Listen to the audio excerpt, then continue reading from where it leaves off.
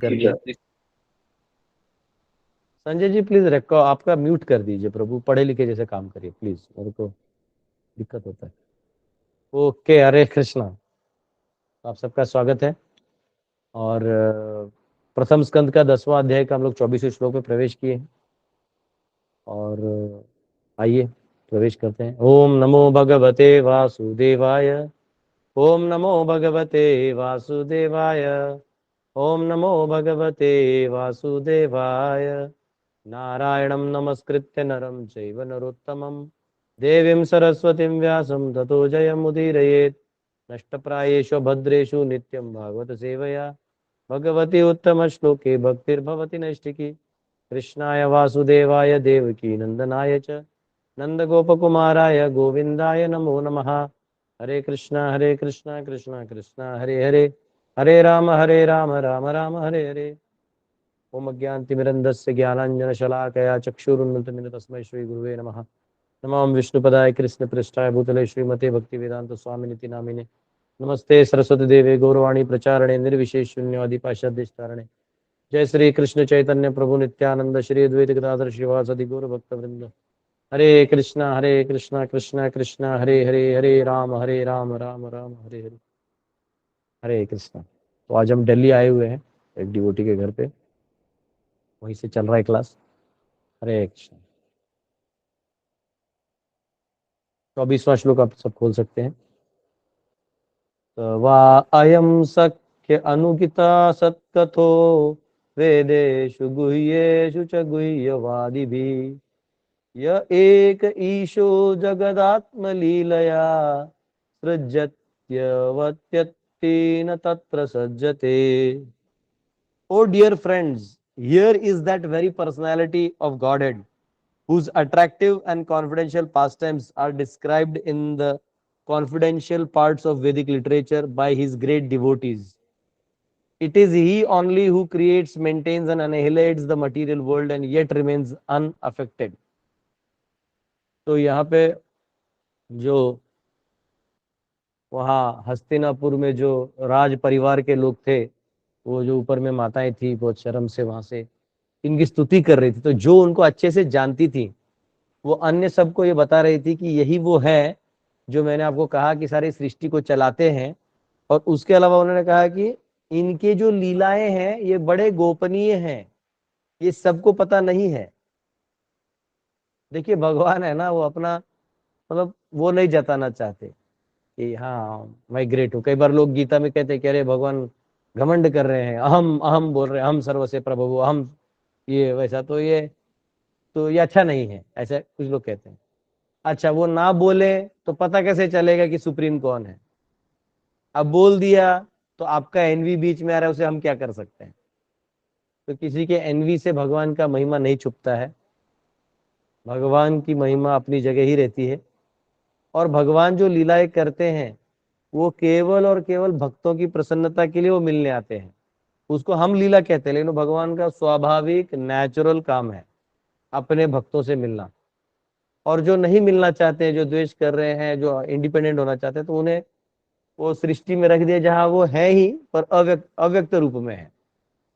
यानी एक्चुअली सारी सृष्टि जो है इन वन सेंस भगवान का ही विस्तार है, सारा ब्रह्म का ही विस्तार है, परंतु यहाँ वो व्यक्ति स्वरूप में नहीं है। तो ये इनडायरेक्ट मैनिफेस्टेशन कहा जाता है इसको। एक है डायरेक्ट मैनिफेस्टेशन, एक है इनडायरेक्ट मैनिफेस्टेशन। तो डायरेक्ट तब होगा जब आप उनसे पर्सनल रिलेशन बनाने की बात करिएगा, तब वो हर चीज पर्सनल फॉर्म में आपको दिखाई देंगे। एक्चुअली संसार को ये देखा गया तो अंदर भी नारायण है भगवान, बाहर भी है वो। बहिर नरसिंहो, बाहर भी नरसिंह देव है, अंदर भी नरसिंह है। तो आप अंडांतरस्थ परमाणु चयांतरस्थम गोविंदमादि पुरुषम तमहम भजामि। भगवान कण कण में है, अंडांतरस्थ मतलब एटम एंड मॉलिक्यूल सब में भगवान है। तो हम भगवान से भिन्न नहीं। इनफैक्ट विराट रूप में देखा जाए तो हम अंदर में ही भगवान के हैं, और ऐसा देखा जाए तो हम बाहर भी हैं। तो ये हमारे नॉर्मल बुद्धि से नहीं समझ सकते हम। जो हो रहा है ये हमारी इच्छा तो दिख रही है, पर वो इच्छा एक एल्गोरिथम के अंदर है। दो इच्छाएं होती हैं, मैंने आपको पहले भी समझाया था। एक इच्छा है कि भगवान से विमुख होना, उसमें भगवान का कोई हाथ नहीं होता, क्योंकि वो आपकी शक्ति है। लेकिन उसे विमुख होने के बाद मन बुद्धि अहंकार की जो शक्ति आपको मिली है, उससे चलने वाला जो साइकिल है वो लिखित है, वो एक के बाद एक के बाद यही होगा, यही होगा, यही होगा, यही होगा, तो वो आपके हाथ में नहीं है। तो इसलिए आप इंडिपेंडेंट भी हैं और डिपेंडेंट भी हैं। इसलिए कई बार डिवोटीज पूछते हैं कि प्रभु जी प्रारब्ध में लिखा है वही होने वाला है। तो हाँ, प्रारब्ध क्या है, वो एक साइकिल है। आप अगर पत्थर मारोगे पानी में तो पानी स्प्लैश होगा, ये नॉर्मल अंडरस्टैंडिंग है, इसमें कोई भविष्यवाणी करने की जरूरत नहीं है। हाँ, छोटे थे तो हम लोग साइकिल चलाते थे, तो रिवर्स मारना होता था ना, तो पता नहीं चलता, ऐसे ऐसे करना था। बाद में किसी को अक्ल आई कि ऐसे करना है, तो एक दोस्त बोला नहीं नहीं नहीं, मैंने तुझे सिखाया। तो मैंने बोला अरे वही अक्ल भगवान ने तेरे को भी दिया है। तभी तो वही सीखा। तो भगवान वही बुद्धि सबको देते हैं। अब आपने अभी नया बच्चा भी कोई साइकिल सीखेगा, उसको भी मालूम है टर्न ऐसा मारना है, छोटा बच्चा तो भी। तो बुद्धि जो है भगवान ने सबको दिया हुआ है। तो ये सारा बाद में जो चलने वाला खेला है, जो भाव भाव है, और सबके सेम है, सबके सेम है। हाँ, वो जो माँ का बेटे के प्रति प्रेम होना, हाँ, व्यक्ति का समाज के प्रति प्रेम होना, तो ये सब वही है, वही अनुभव, वही सुख और वही दुख, नया कुछ नहीं मिलेगा आपको। इसमें कोई भविष्यवाणी करने की जरूरत नहीं। तो यहाँ ये कहा गया है कि वही वो भगवान है। इनकी लीलाएं तो तब व्यक्त होती हैं जब कोई भक्त, हाँ, के सामने ये आते हैं। और प्रभुपाद यहाँ बहुत अच्छा चीज कह रहे हैं कि जो जनरली क्वेश्चन होता है ना लोगों को उपनिषदों के बारे में, कई लोग कहते हैं कि अरे इस्कॉन वाले जो है उपनिषद के ऊपर बात नहीं करते। देखिए, उपनिषद जो है वो ज्ञान में आता है, और उपनिषद जो है प्रभुपाद भी समझा रहे हैं, वही समझा रहे हैं। प्रभुपाद जी कह रहे हैं कि उपनिषद जो है ना, ये भगवान के जो, मतलब कैसे भगवान ट्रांसेंडेंटल है इन सब से, इसकी बात करते हैं, उनके लीलाओं की बात नहीं करते। यानी भगवान इन सब चीजों से दिव्य है, इसकी बात तो वो कर देते हैं, लेकिन भगवान का डायरेक्ट वर्णन, रूप, गुण, लीला, माधुर्य, इस सब की बातें वो नहीं करते। क्वचित करते हैं, नहीं ऐसा नहीं, क्वचित क्वचित जगह है। हाँ, जैसे गोपाल तपड़ उपनिषद है, वो है, तो ऐसे ऐसे जगह हैं। हाँ, महानारायण उपनिषद है जहाँ उनका प्रॉपर फीचर बताया गया है, पुरुष सूक्त है। तो पॉइंट है कि, लेकिन उपनिषद जो है ना, ये बेसिकली आपको इस कचरे से उठने को प्रेरित करते हैं। और क्योंकि वो भगवान की बात करते हैं, शाश्वत की, तो वो प्रायः ब्रह्मन या पर ब्रह्मन की बात करते हैं। देखिए यहाँ पे प्रभा जी सिंपल में समझाते हैं, इन द वेदांत सूत्र और Upanishad there is only a hint of confidential part of his past tense. भगवान की लीलाओं का केवल हिंट है। इसलिए मैंने भी बहुत पढ़ा, उपनिषद को पढ़े, तो उसमें सारा चीज बताने के बाद वो डायरेक्ट जो भगवान का फॉर्म इत्यादि वो बताते नहीं। हाँ, in such Vedic literatures the lord has expressively been distinguished from mundane conception of his existence, his identity being fully spiritual, his form, name, quality and paraphernalia etc have already been elaborately distinguished from matter। तो उनका जो भौतिक पदार्थों से वो अलग है, इसके बारे में ज्यादा बताया गया। and therefore he is sometimes misunderstood by less intelligent persons as impersonal। इसलिए कई बार लोग उन्हें अव्यक्त समझ लेते हैं, जो अलग है, उनको पर्सनल फॉर्म तो पता नहीं, तो अलग है। हाँ, तो कोई मुझे ये बताएगा तो उपनिषद में ऐसा है, तो वो क्यों नहीं बोल देते उपनिषद की ये पर्सन है, ये ऐसे हैं वैसे हैं? वही बता के खत्म करो ना, ऐसा कंफ्यूज करने की जरूरत नहीं था। बताइए, आप में से कोई हाथ उठा के बताइए। अगर इतना उपनिषद बोला ही है, लड़े से मैं जो बोल रहा हूँ आपको तो डायरेक्ट बोल दूंगा भगवान पर्सन है, तो वो श्लोक भी उसमें आ जाएगा, खेल खत्म हो जाएगा। वैसे पर्सन है ये बोला भी गया उपनिषद, ऐसा नहीं है कि नहीं बोला गया। एंड फिर इनडायरेक्ट बातें बहुत की गई हैं कि ये जो है ये नहीं है, वो दिव्य है, ऐसे कर करके वो काटे गए हैं। आप जितने भी उपनिषद खोल दीजिए आपको ऐसा मिलेगा। तो उसमें आत्मा का सिद्धांत फिक्स हो जाता है, परमात्मा का हो जाता है, ब्रह्म का हो जाता है, और भगवान का कई कई कई कई जगह है, कई कई जगह नहीं है। बताइए ऐसा क्यों?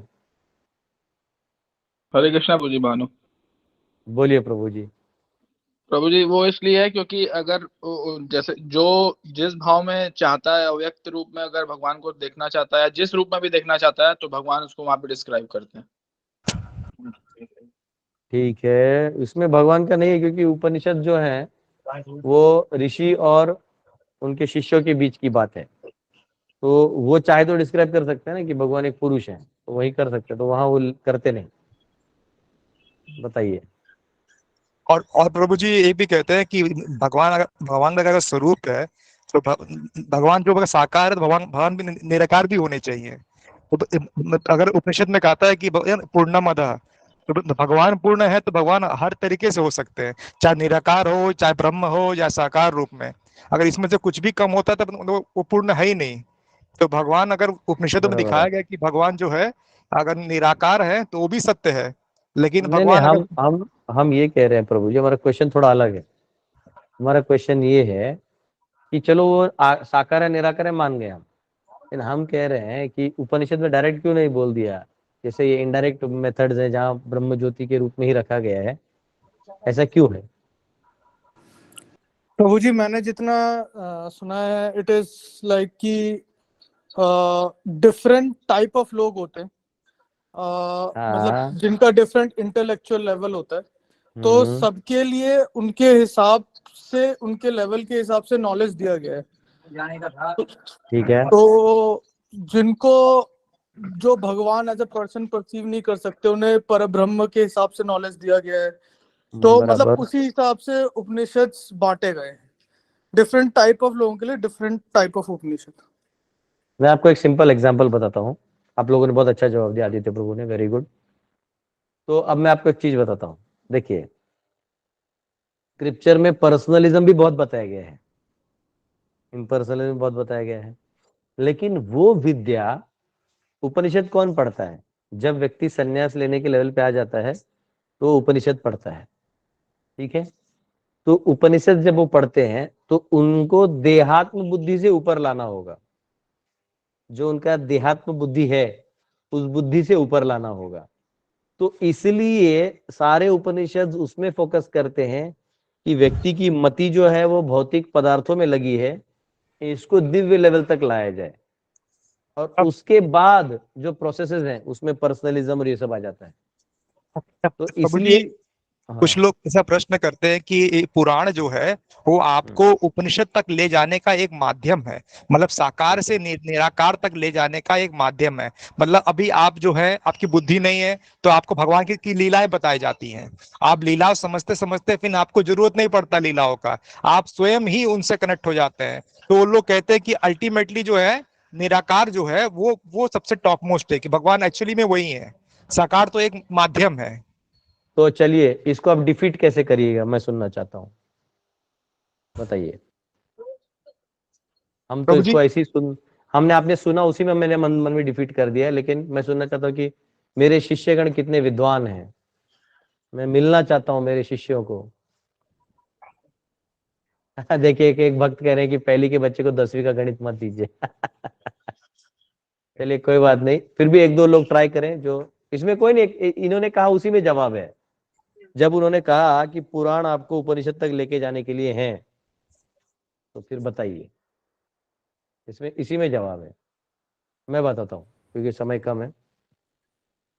देखिए, अगर वो इतना मानते हैं कि पुराण है, मानते हैं 2 मिनट के लिए, ठीक है, पुराण को मानते हैं और कह रहे कि यहां से आपको यहाँ आना है, 1 मिनट, पूरे पुराणों में कहीं नहीं लिखा गया कि ये लीलाएं आपको उपनिषद तक ले जाएंगी। Point number 1।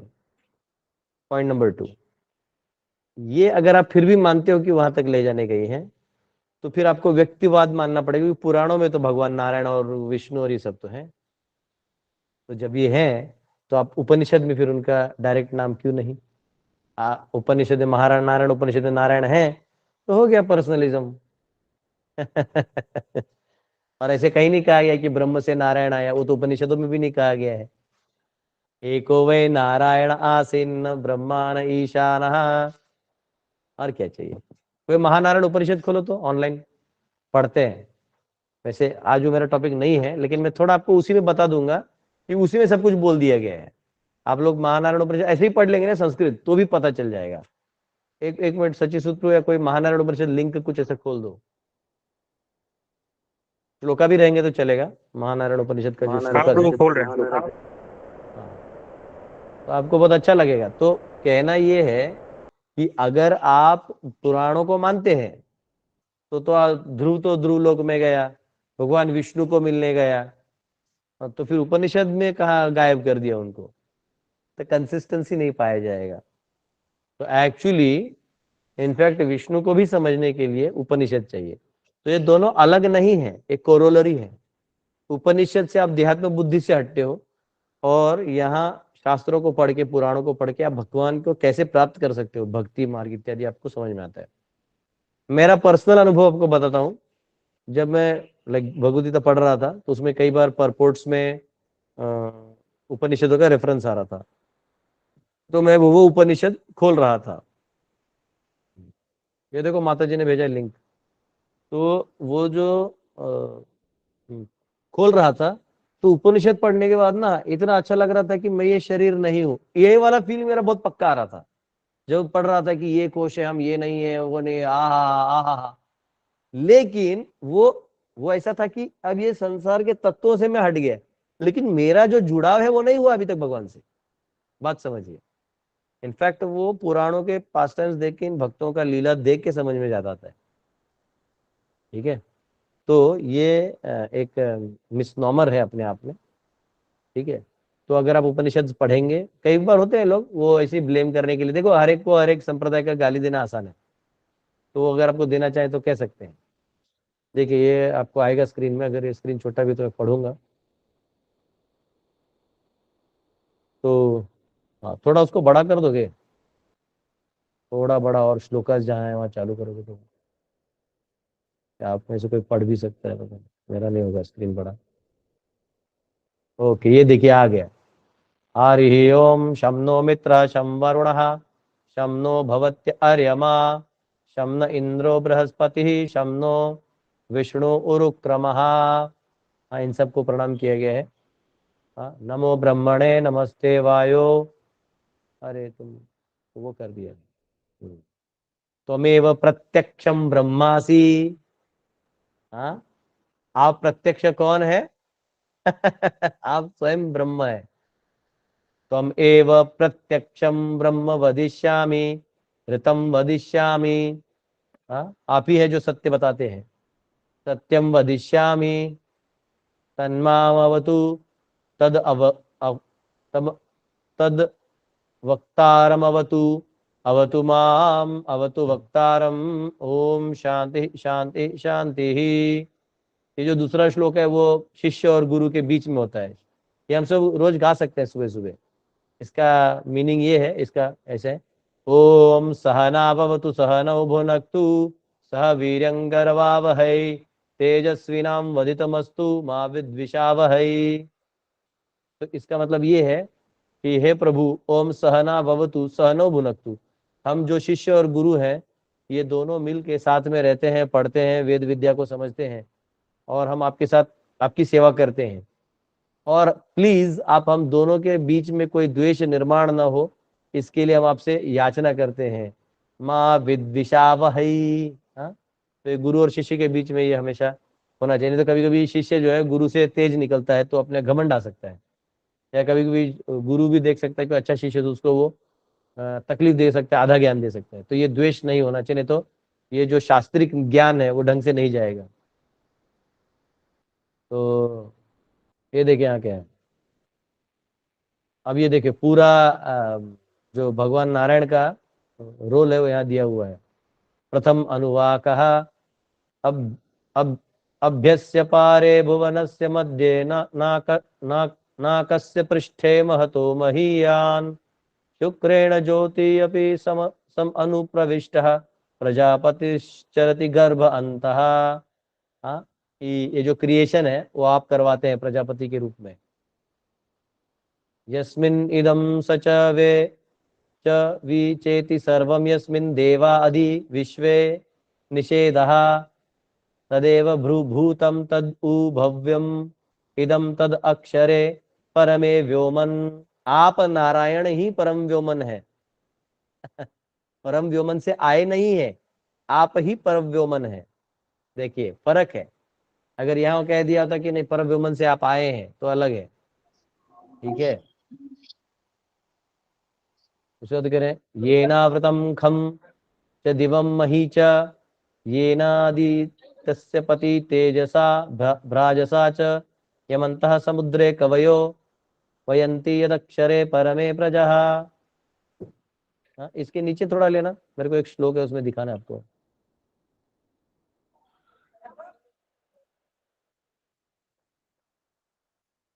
ये ना एक्चुअली जो ये जो पार्ट है उस महानारायण उपनिषद का एक सेक्शन है जिसमें प्रॉपर भगवान नारायण का ही ग्लोरिफिकेशन आता है। थोड़ा नीचे लेना। ऑल अरे देखिए कृष्ण, कि आपसे दुख। ठीक है। एनीवेज नीचे कर नहीं रहे हो सच्ची से तो आप। हाँ ये रुको रुको, यहाँ पे देखो, थोड़ा ऊपर ले लो। हाँ ये जो सेक्शन है, क्योंकि महानारायण उपनिषद बड़ा है, इन्होंने जितना दिया है तो पीछे आगे का भी शायद दिया है।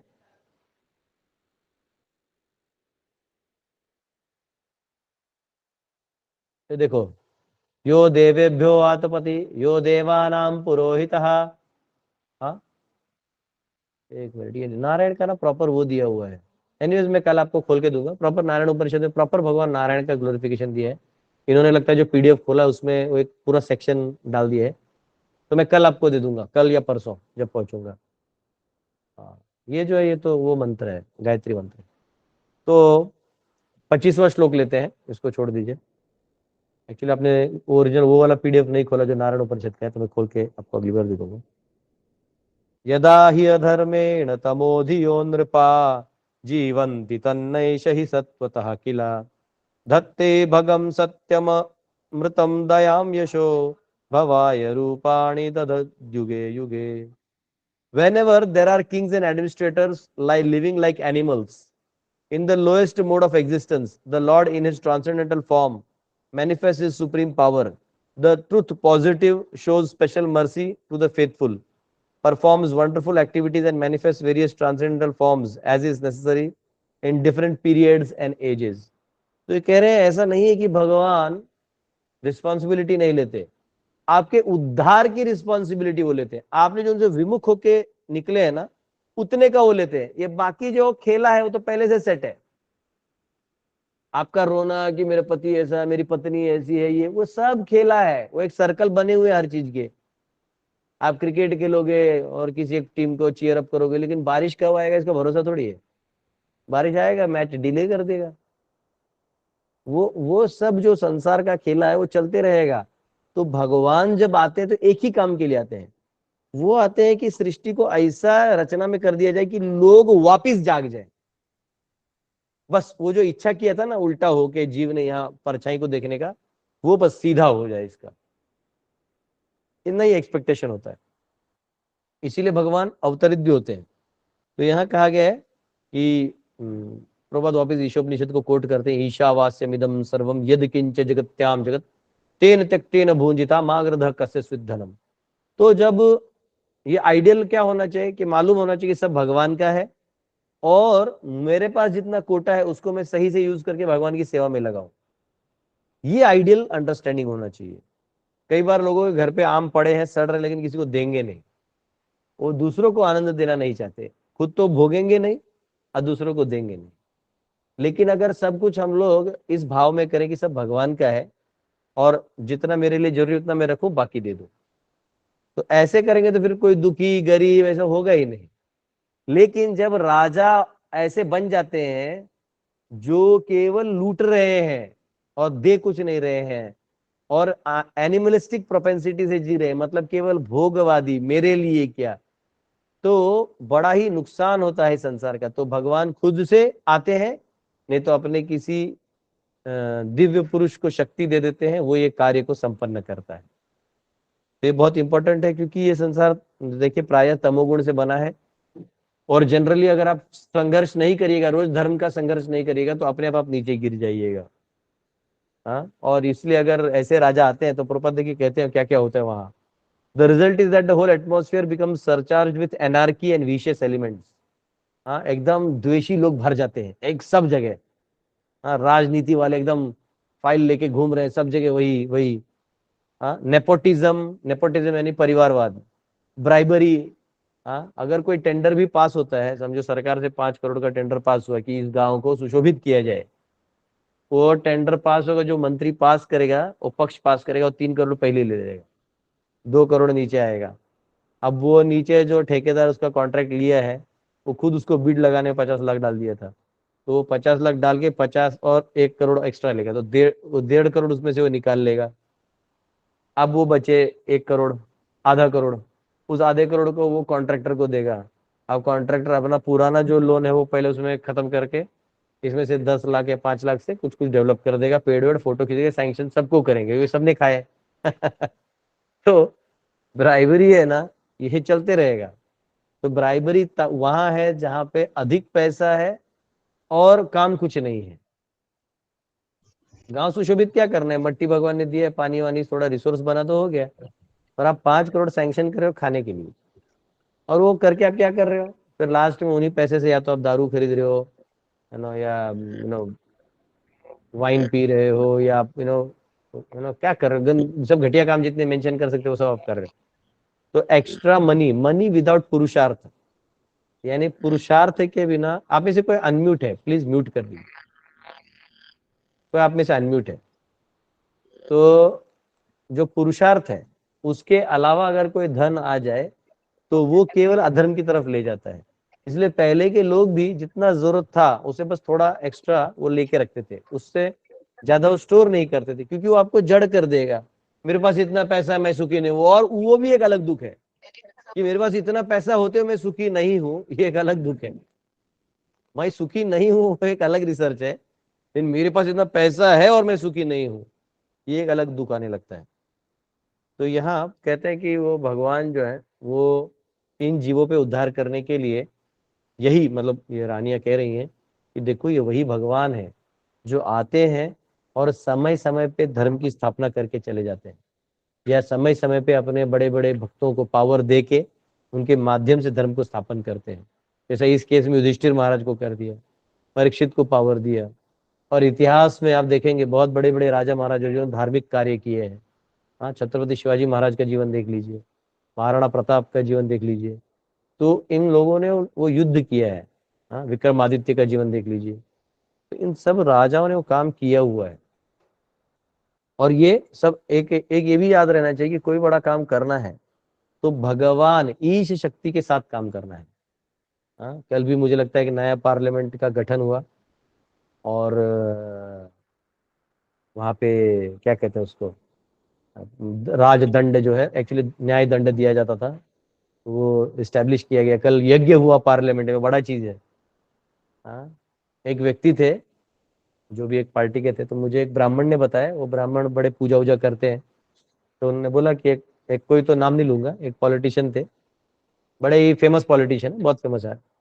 तो उन्होंने कहा कि मैं वो तो बन गया चीफ मिनिस्टर, मुझे प्राइम मिनिस्टर बनना है। और वो ऐसे कैंडिडेट थे कि मैच्योर थे, पॉलिटिक्स जानते थे, बड़े बड़े पोर्टफोलियो पहले हैंडल कर चुके थे, और अगर वो बोलते भी तो हो जाते, लेकिन वो मूल पार्टी से थोड़ा हटके कुछ ऐसा चल रहा था उनका। तो वो ब्राह्मण ने इतना ही कहा कि सर मैं आपका करवा दूंगा, आपका एक्चुअली एक ही है कि आप लोगों ने जब कुछ इन्होंने बीच में कुछ ब्राह्मणों को हत्या करवाया था, कुछ दंगल करवाया था, तो बोला वो जो आपने किया था उसके लिए आपको सरकार, ये यज्ञ आपको करना होगा, एक यज्ञ, जो यज्ञ पूरा हम कर देंगे, सामग्री ले आएंगे, लेकिन आपको सरकार के अकाउंट से 1 रुपया देना होगा दान में, तो आपका ये अपराध जो है छूट जाएगा। तब ये ब्राह्मणों का जो ये किया है आपने गलत, वो हट जाएगा, तब आपका पीएम बनने का अच्छा मौका है, हो जाएगा।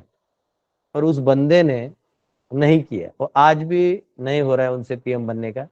और आज भी एक स्टेटमेंट आया है कि उधर यज्ञ हुआ, अच्छा हुआ मैं नहीं गया। हम बोले अच्छा हुआ इसने यज्ञ किया और तेरे जैसे नहीं आए। हाँ, तो एक्चुअली यज्ञ करके देखिए, कोई भी रूल करता है तो आप इंडिपेंडेंटली रूल नहीं कर सकते, आप आपके दिमाग के बाहर जाने लगेगा, आप इंडिपेंडेंटली रूल नहीं कर सकते, क्योंकि वो भगवान का है, तो भगवान के हिसाब से आपको शासन चलाना चाहिए। तो ये जो ऐसे मंत्री होते हैं इनका तो नाम लेने में भी मतलब सोच भी आ जाए तो घटिया लगता है, पर यही सत्य है। कि जब तक आप भगवान के बिहाफ में रूल नहीं करेंगे तो ये अधर्म का ही शासन चलते रहेगा। और तब क्या है, आप अपने लिए बहुत ज्यादा पैसा ऐंठ लेंगे और लोगों में भी आप वो कर देते हैं। यहाँ कहा गया है bribery, cheating, aggression and therefore famine, epidemic, war और ऐसे डिस्टर्बिंग फीचर्स प्रोमिनेंट हो जाएंगे। तो इसलिए धार्मिक शासन बहुत जरूरी है। 7 नवंबर 1966 में कह रहे हैं एक प्रभु की ऐसा हुआ था। तो ऐसा है, किसी जीव को तो तकलीफ नहीं देना चाहिए।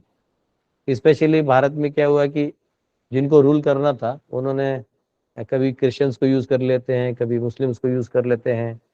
उनको ये पता नहीं कि हमारा रिच कल्चर है। इनफैक्ट हमारे लोगों को पता है, पर हमारे माता जो पिता हैं, जो सबके बच्चे हैं, वो बच्चों को ज्यादा केयर करके धर्म नहीं सिखाना चाहते। तो फिर वो कहीं ना कहीं फेल हो जाता है। आपको अपने बच्चों को वॉरियर फाइट बनाना पड़ेगा, नहीं तो गुलाम बनेंगे। तो ये तो इम्पोर्टेंट है। आज आप उसको प्यार दे रहे हो मतलब अगला गुलाम बना रहे हो उसको, और कुछ नहीं। Is unqualified.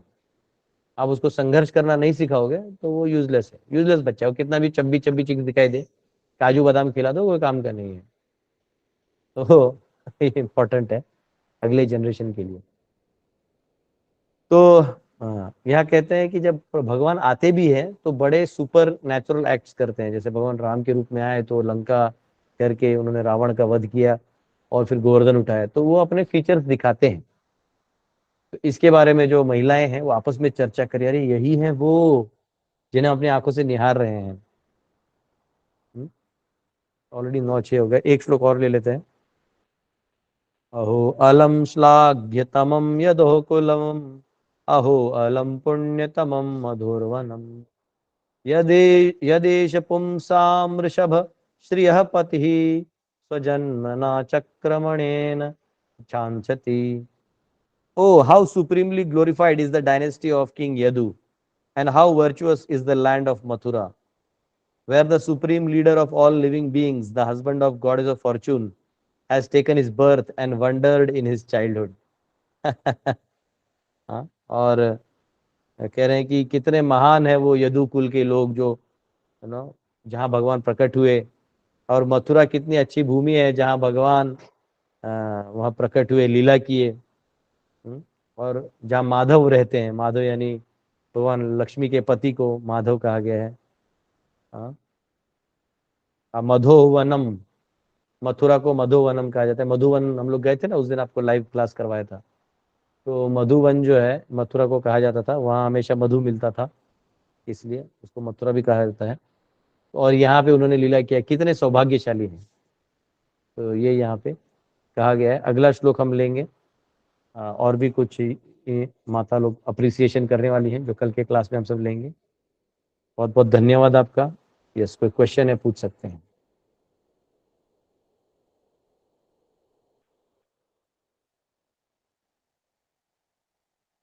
हरिंदर माता जी, यस, हरे कृष्ण। हरे कृष्णा प्रभु जी। जी प्रभु जी, मैं ये पूछना चाह रही थी कि जब भी हमने जितने भी टीवी सीरियल देखे उसमें जो भगवान के उन्होंने बनाया वो उनके वो स्माइलिंग फेस ही रहता था।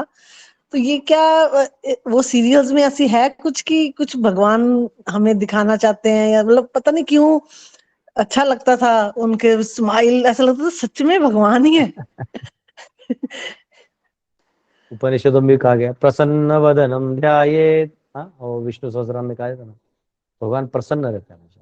देखिए, चिंता हम करते हैं क्योंकि हम आ सकते हैं और हमारे कंट्रोल में कुछ नहीं है। जो कि कि ना हमारे कंट्रोल में कुछ है और हम ऊपर से आ सकते हैं। हाँ, कल भी एक भक्त मुझसे बात कर रहे थे, तो मैंने उनको कुछ लॉ का पाठ था, मैंने लॉ समझाया। फिर भी ऐसा लग रहा था कि वो बहुत नाराज है, प्रभु जी आप मेरा बात नहीं समझ रहे। मैंने बोला तो आप ही समझा दो। तो बोलते ऐसे ऐसे। मैंने बोला तो बेटा ये तो आसक्ति है। तो आसक्ति का आप कुछ नहीं कर सकते, कि हम उतना ही कर सकते जो हमारे कंट्रोल में है।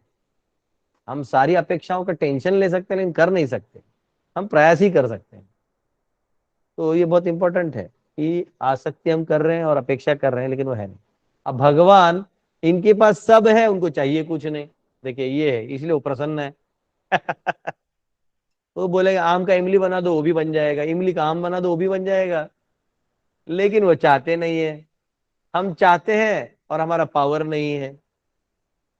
हाँ, एक बार बंदर था, बंदर, उसने क्या किया, ऐसे जो एक ऐसा डब्बा वो था, उसमें हाथ डाल दिया ऐसा, और छोटा बॉटल रहता है ना, उसमें काजू था, उसमें हाथ डाल दिया। अब काजू तो हाथ में आ गया, लेकिन हाथ नहीं निकल रहा है, तो लास्ट में आपको काजू छोड़ना पड़ेगा और हाथ निकालना पड़ेगा।